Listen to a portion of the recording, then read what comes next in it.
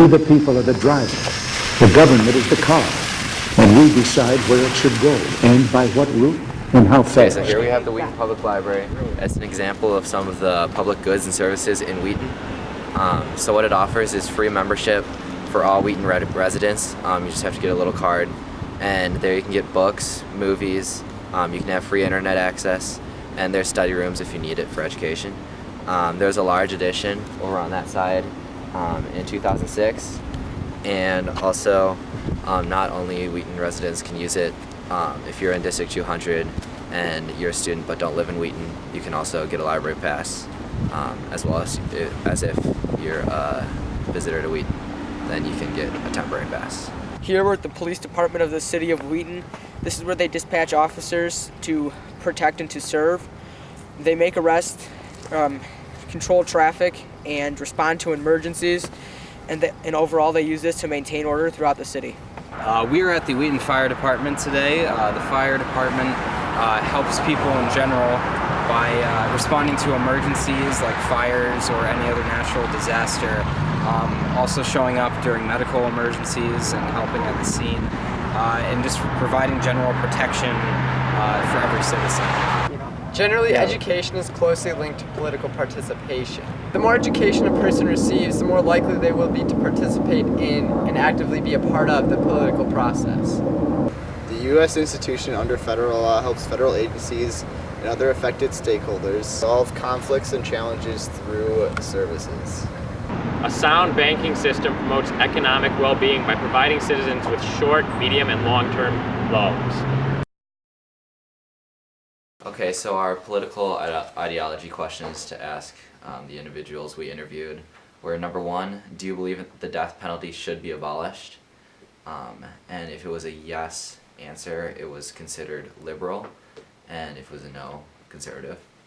For number two is, do you believe that the government should have less of a role in our everyday lives? If it was a yes answer, it was conservative, no, liberal.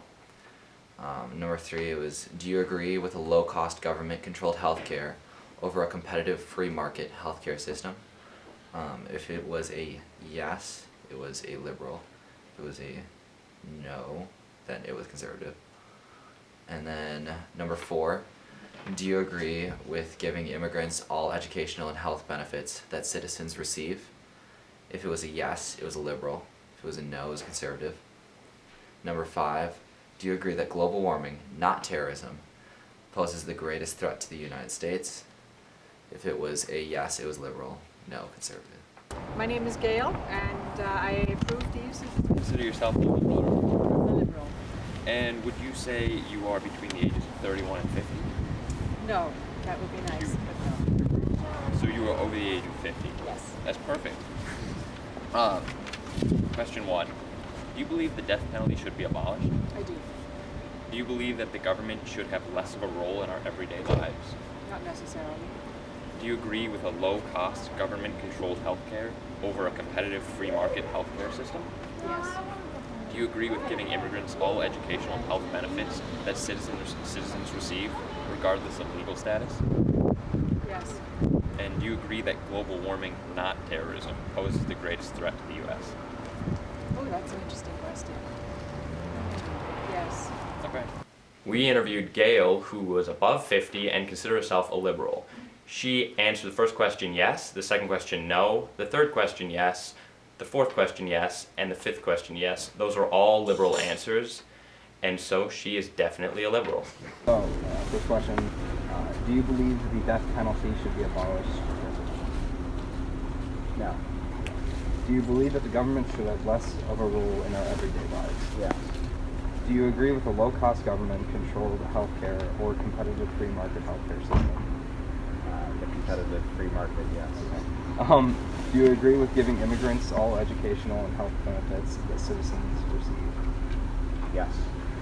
Do you agree that global warming, not terrorism, poses the greatest threat to the U.S.? No. Okay.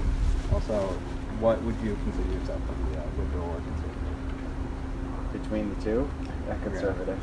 The final person we interviewed was Mark, and Mark is between the ages of 31 and 50 and considers himself to be a conservative. Mark answered no to the first question, which is conservative, yes to number 2, in favor of a free market for number 3. Both of those are also conservative. To number 4, he also answered yes, making him a liberal for that answer. And for number 5, he answered no, which is a conservative answer. He had 4 conservative answers and 1 liberal answer, therefore Mark is in fact a conservative. It'll be like Latino or something, and then it'll be like, oh, we got diversified. My name is Daniel Miller. I advocate for this. Alright, so just like before we ask questions, do you consider yourself more conservative or liberal?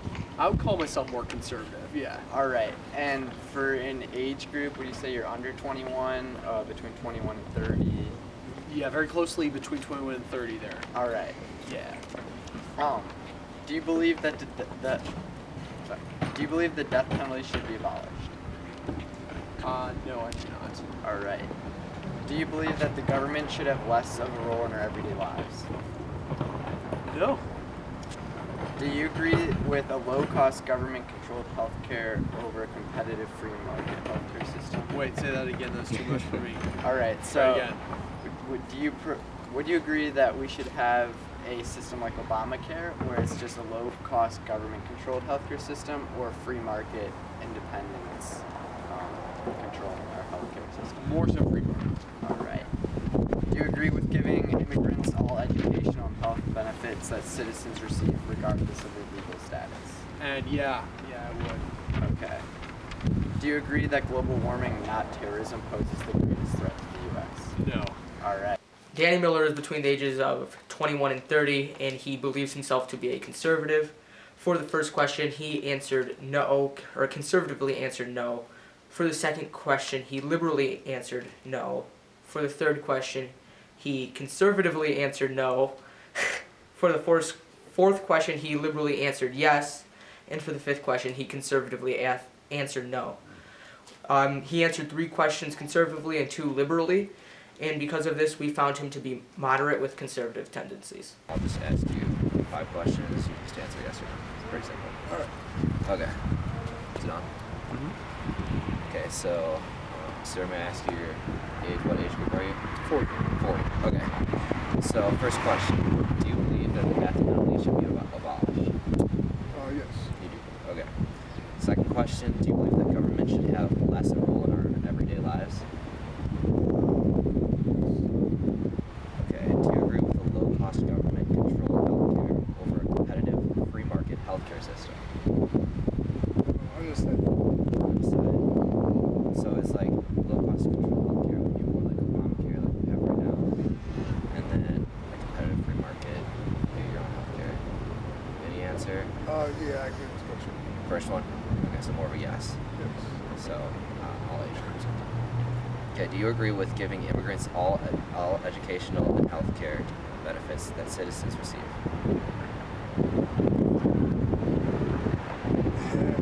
You just come over here, So, okay. And then, do you agree that global warming, not terrorism, poses the greatest threat to the U.S.?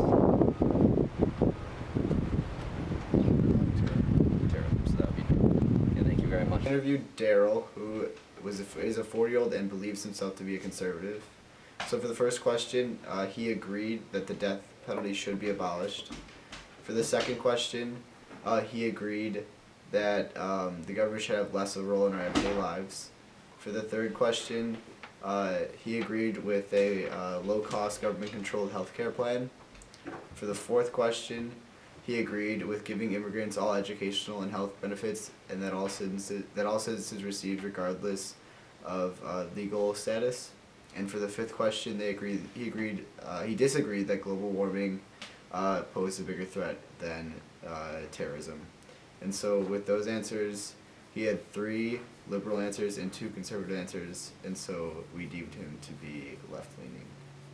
My name's Alex Starkey, and you have permission to use me in your video. Alright, and just for general age group, would you say you're under 21? Yeah, I'm under 21. Alright, that's good.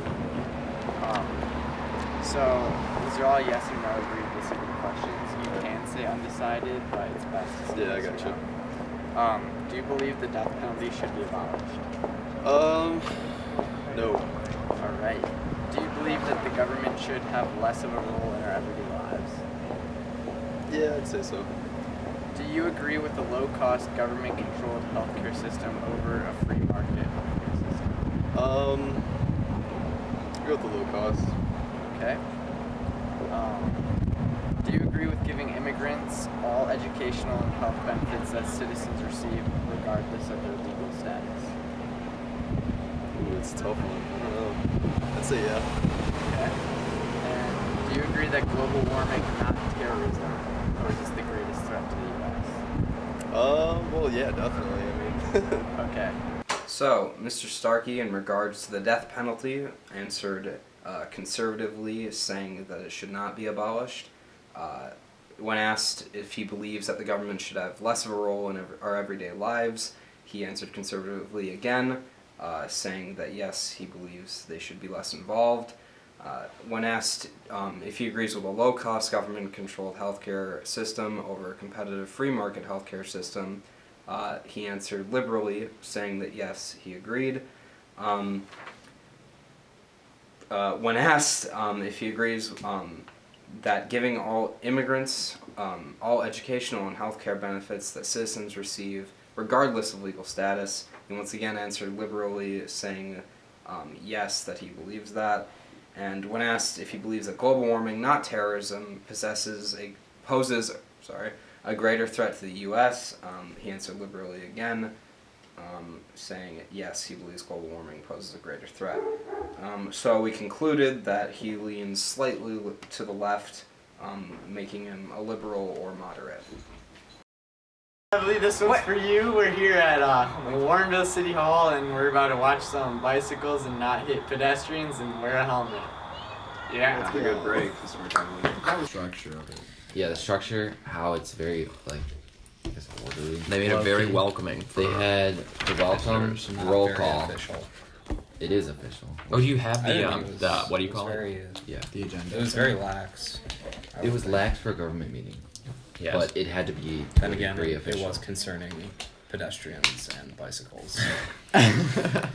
Passion. Some people are very All sensitive right, to that, let's Riley. talk about Should be- the structure of it and then what they do during the meeting. Okay. Oh, I got the Alright. structure. I wrote that down. Alright, PJ, would you like to start us off with the structure? Well, hold on, let me find it. Okay, that was not a good start. Okay, we got. So they wanted call to order, accept the roll initiative call. Okay. award. Hey, Oh yeah, you got the logos. And So am I just talking about the agenda of the meeting? Oh yeah, do you have The do you have structure. the logo, the So sign on it or no? like what was going on. we have a picture of it. Basically, The GM yes, is our whole life, agenda. pretty much. Okay. It's not true. All right. Should I just say it? Yeah. Yeah, just- go. just For the agenda of the meeting, they began with a call to order officially beginning the meeting, and then they took attendance with their roll call. After that, they approved the September 8th meeting, which was their prior one, and then they took citizen comments, although there weren't any, and then they began with their staff report, and then finally with their business of the meeting. And then also they ended with the commissioner comments and finally adjourned the meeting. So what was talked about during the meeting? So it started off with their council liaison, who was Bill. They had to make sure he was present, though he came a little late. He was eventually there.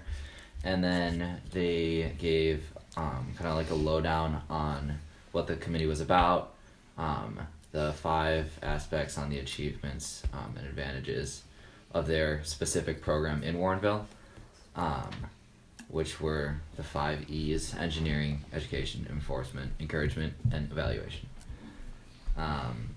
And then they had to approve of the minutes, just who was taking them. Okay, good talk. And I thought it was very interesting that even though such a small committee is the bicycle and pedestrian committee, they had to work with they had to work with their city and all the the transportation, even to get a path approved or another street lamp. Yeah. Yes. Or even a sign. And one even of the signs. not only in their own community, but they also worked across communities with It's competitive. the bike to school days and walk to school days. They talked about working with the Wheaton committee for their BPAC, which is the bicycle pedestrian committee. Action Committee. Not to be confused with the Political Action Committee, which is not that. They were very almost competitive. It felt like that the competition with neighboring cities was what drove them. They were very proud of their recent award they had received, and tried to display that. They were the first suburban city to get that award. It mostly goes to bigger cities that have more money to put forth to it. So they were really proud of the award. And the award they won was, I think it was the Bronze Award for Bicycle Friendly Community. And one of the fascinating things I found about just the politics of the committee is they won this award and they were able to put this up on a sign, though they were not able to yet, because to actually affirm this action, they needed approval from the Department of Transportation of where to place a sign, and they have to consider who owns the street, the property that it's put on the city limits, and countless other aspects to place a sign legally, which is just interesting, just the different levels of government. And these sort of standards where they fell short with, or where they were still working out with the signs, it also affects other aspects like their bike and walk to school days, as we already mentioned, where they didn't get city or PTA sanctions for their bike and walk to school day in August, and they couldn't go through with it. and kind of in general, I'd say the meeting was a lot more relaxed than I thought it would be. Almost nobody was in a collared shirt or even a suit. I think Bill was the only one actually dressed up for the meeting. Yeah, he was the liaison there. Yes. Overseeing the meeting. But most people, they were wearing a bicycling T-shirt or The Cardinals. a Cardinals jersey. Game. The meeting started talking about a baseball game. Yeah, it was definitely a lot more conversational than I would have expected. They tried to be inclusive with us and try to include us in their conversation regardless of the city we were from. But yeah, it was a bit more almost they were all friends and kind of hanging out, talking about something they liked. It wasn't. Yeah. But then again, even though it seemed informal, as in talking about, what they enjoyed, it also had to be to a degree very formal when they actually had to plan the events. They were very organized. Yeah, as Danny previously mentioned, the bike and walk to school days, they needed a city sanction for that event. They had to work with all of District 200. He mentioned having to get the police involved just to make sure they have enough crossing guards, they have all the safety, and this is just one event proposed by all 6 or 7 people in a committee. And also talked about the police event at the close to along with the their trip to Champaign, right? For the bike summit. Yes. Did they have the bike rodeo too? Yes, there they're was a talking bicycle about rodeo. next year's bike rodeo. Yeah. And they're just super planned out. They were making changes to their meeting schedule for next year's November. Because of Election Day. Because of Election Day. That being said, a lot of the meeting did kind of seem like it was them saying what they were going to do next year rather than planning for this year. That's very true. A lot of it seemed like, we'll do that next year. And that might be because of the I guess I wouldn't say gridlock because it's not that dramatic, but some of the ins and outs of bureaucracy that they have to get through. But proves how smaller groups can communicate easier and just plan out further ahead than larger groups. Good connection, Ryan. So does that conclude our little discussion? Well, actually, right, we're not going to stop. After Never. After all of these business of the meeting, there was a bunch of comments from people in the committee, and one of them regarded how one intersection, specifically Route 59 Continental, was very dark, and under this committee it was apparently their duty to make sure it was very safe for the pedestrians there, so they wanted to propose that either a light be placed or there's this large electrical box for the stoplight there, and so they wanted it to be either moved or just fix that. Yeah, they were They knew their trails. They were passionate about that one. It was like that one issue that they all They're all had agreed on that they were gonna fix. It was like that infamous Route 59. Corner. And that's too dark. Yeah, ultimately I think they There's were a power box blocking the intersection. And disregard the stop line. I mean, it's better that they care than not care. Yeah, that's the thing. They were at least passionate. You can't say that. About everyone. Yeah, I mean, Obama. At least they cared. Don't put that in. It's better than Obama. Put that in. All right, that's it. Okay, no, I feel like I need to say something else. I feel like I said no. Well, you missed your chance. No, Sorry. I was looking through my notes and then Ron came. Say WB PAC suggested an engineering sidewalk along Roosevelt. You remember how they talked about like the bridge. They also talk about the LED sign along I-88. All right, talk about that. Talk about what did they say? But no, they said that wasn't their committee. Yeah, that wasn't their. Well, that's a good point though. Like saying they have a very specific. But what was wrong with the LED sign? That They're just putting one up. There was only one other. There's only one billboard in Warrenville, and it's one of the large LED signs on the highway that you can't miss. Well, no, they were saying the problem with it is that changing it. Yeah, it's a 99-year lease. It was a 99-year lease, so if that technology becomes obsolete, then they can't get rid of it. And every third ad is only theirs, so they have no control over the other the 3 ads. But then again, they were saying that's not their committee. But they just wanted to talk to it because it's something in their committee. I mean, in their community, not their committee. Okay, Diego, you ready? Is that what we're talking That's about? what we just talked about. That's what we just talked about. I know, but Diego was supposed to. No, but I can say something about that one guy was talking a lot about like churches. Remember that one guy that on the end was like church, and we need like a bike to 5-minute education. 1 second, let me see what I wrote about that. Okay, so they want to educate. He was talking about. They were trying to. I was hoping the meeting was be done, and they talked about that for like 10 minutes. About getting the church members to walk or bike to the church. Propose that representatives from churches, schools, and community programs. Like the community centers too. Talk about the benefits. They should have like announcements in churches and the community centers. Okay, so. Oh yeah. But then again, they were saying that wasn't their their committee to.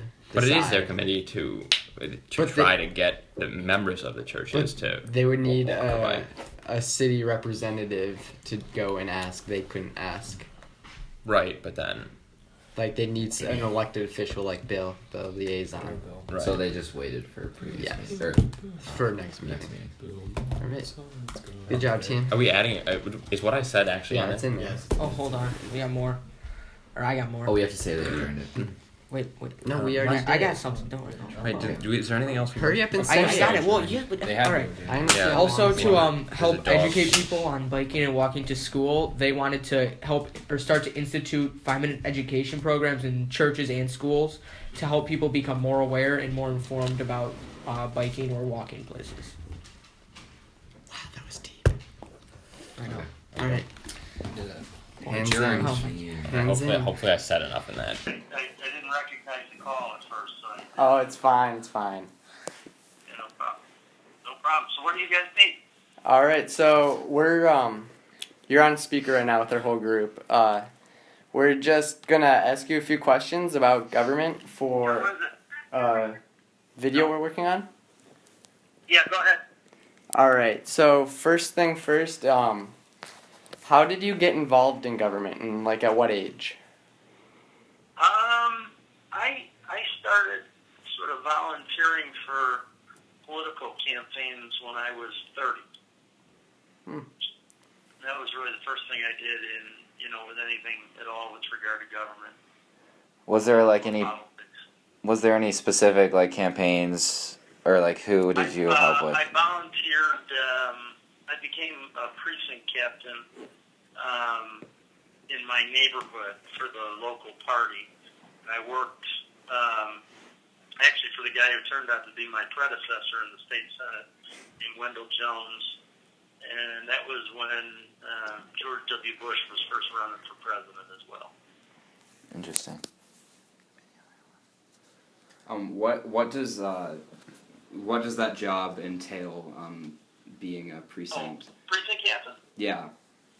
Well, you go and you knock on doors and talk to people in a specific somewhat small geographical area and you go advocate for candidates of your party and ask them to vote for them and kind of keep track of who's going to vote for your candidates and try and make sure you turn them out to vote.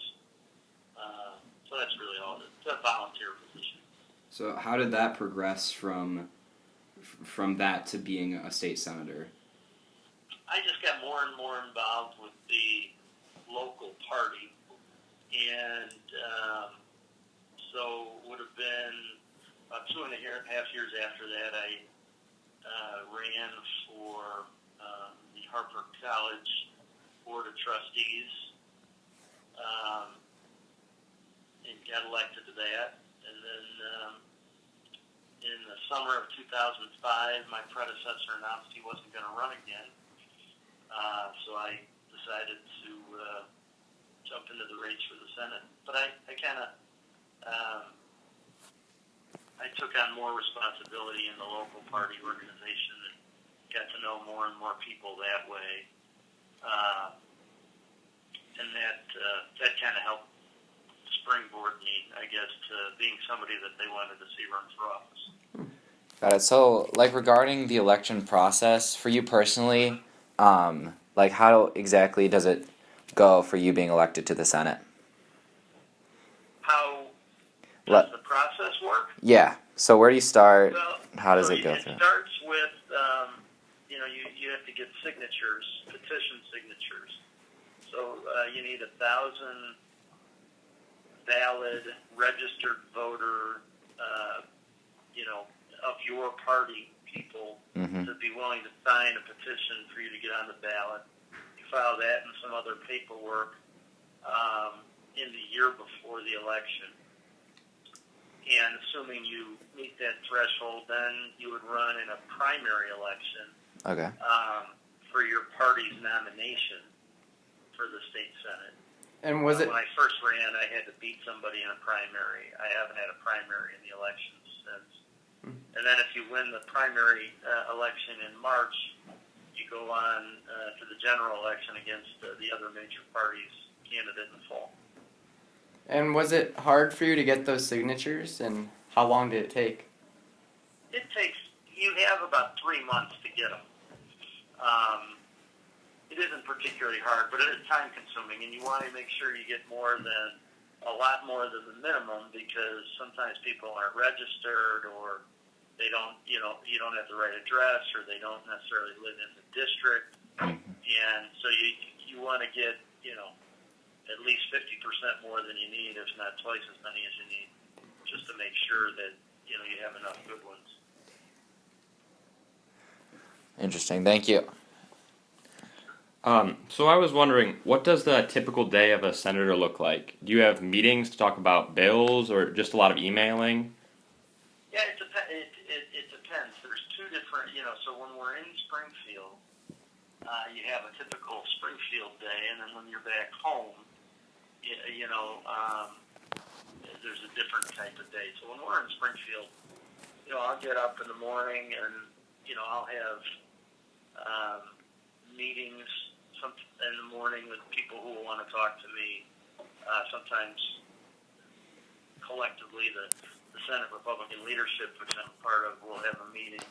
The whole Senate Republican caucus will sometimes get together, talk about things. Sometimes we meet with the governor.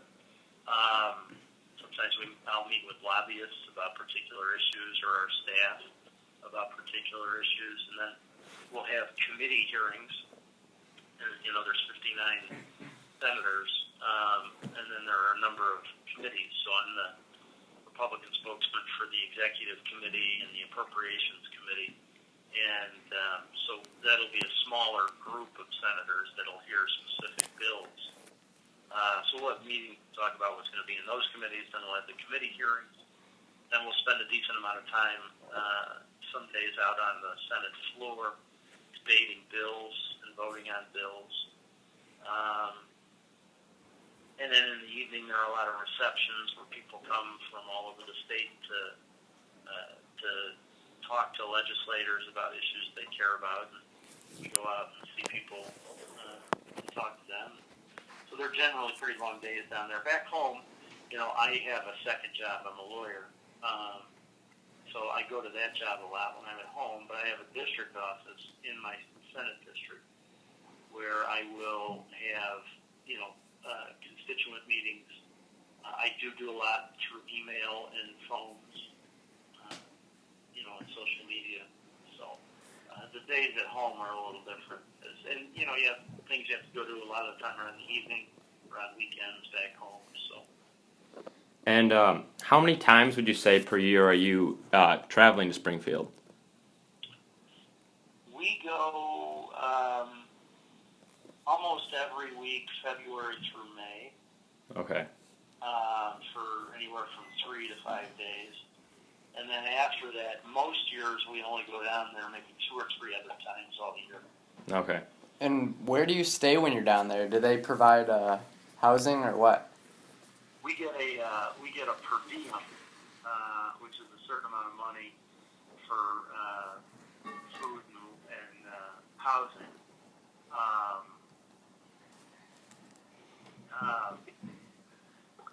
And I rent a room with 2 or 3 other senators in a house not far from the Capitol. Huh.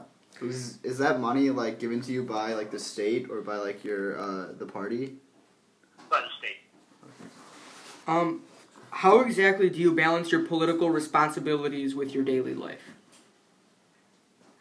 Well, between having, the Senate job and then the lawyer job and then having a family,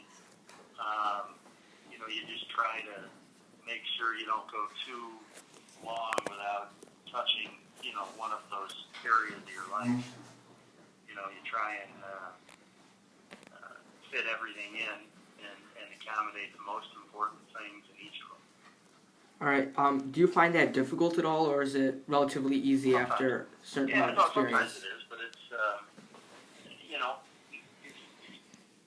sometimes you have to accept the fact that you're supposed to be in 2 places at once and you can only be in 1 place. You just pick and you move on. All right. And would you ever consider moving higher than state government up to the national government, or are you content with where you are now? I would consider it under the right circumstances, but I don't foresee that opportunity in the near future. But you never know. Things change quickly in life. Yeah. My question for you was, what is your greatest political achievement, and how was that kind of achieved? Well, I guess the greatest political achievement, was winning my first race for the Senate, the first primary against a long-time and far better known mayor of my town. And then in government, working, to pass legislation that helps my district and kind of being a voice for what, I believe in and what I think people in my district would believe in down in Springfield. And then back home, through constituent work, our office helping people navigate state government and get help with what they're entitled to and the services that they, are entitled to receive, and helping them navigate those. And I guess policy-wise, what is your proudest policy that you've come up with that has gone into effect? Good question. Or some examples of what you've done, maybe? Or what you, Yeah, well, I worked really hard on pension reform. Unfortunately, the Supreme Court threw it out. There have been some issues, some local issues that we've got some good work done on. We did something this year to help home health care workers to be able to transport medications for people that they take care of. That's one that comes to mind recently.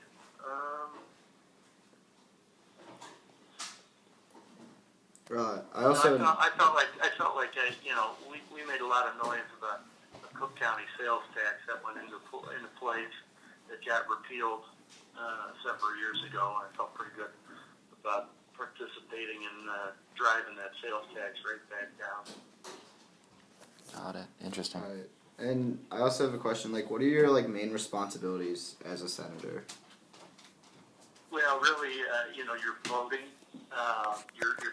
you're creating legislation that you think will help your district. You're voting on legislation that comes before you, and providing constituent service for people in your area. What do you find the most difficult part about being a state senator? Having to be away from home. Interesting. Well, thank you for your time. It was very interesting learning about government. And yeah, just thanks for being willing to help us. Thank you very much. Thank you. Thank you. Thank you.